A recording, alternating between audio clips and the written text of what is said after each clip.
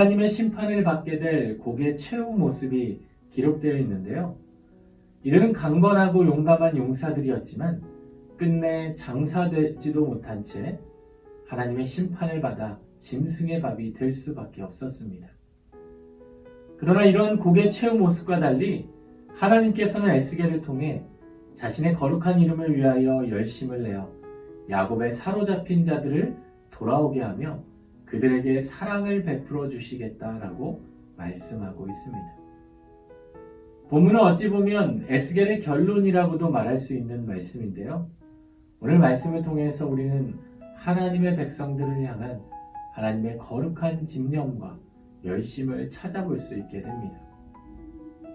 비록 이스라엘 백성들의 죄악으로 인해 하나님께서 그들을 심판하시고 예루살렘이 멸망되고 그들이 바벨론의 포로로 끌려가게 하셨지만 이것이 이들을 향한 영원한 심판과 형벌이 아니라 그 일을 통해 이 백성들을 다시금 정결케 하셔서 다시 하나님 나라의 백성으로 회복시켜 주시겠다라는 이 백성들을 향한 하나님의 거룩한 사랑의 모습을 찾아볼 수 있게 됩니다. 그래서 다시는 하나님께서 이 백성들을 향해 자신의 얼굴을 그들에게 가리지 아니하시겠다라고 말씀해 주십니다.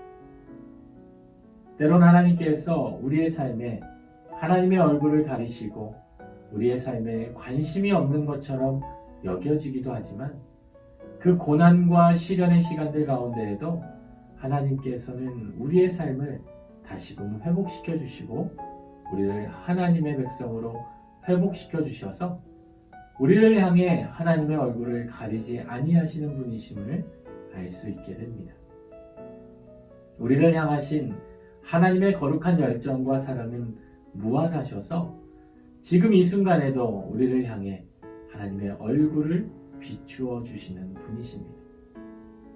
그렇게 오늘도 우리는 삶 가운데 우리를 향하신 하나님을 바라보며 어렵고 힘든 자리에서도 일어서고 다시금 하나님을 바라보므로 하나님이 주신 회복을 기대하며 살아갈 수 있어야 합니다.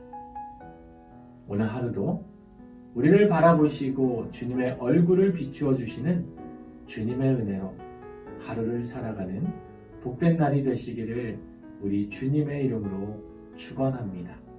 기도하겠습니다. 하나님, 오늘도 우리의 삶 가운데 하나님의 얼굴이 비추어져 주님의 얼굴의 능력을, 주님의 얼굴의 은혜를 기대하며 살아가는 복된 하루가 되게 하여 주옵소서. 예수님의 이름으로 기도드립니다. 아멘.